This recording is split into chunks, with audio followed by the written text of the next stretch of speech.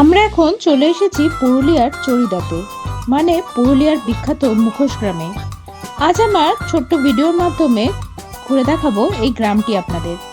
দেখুন, চারিদিকে দোকানগুলিতে বিক্রি হচ্ছে ছৌ নাচের সেই বিখ্যাত মুখোশ।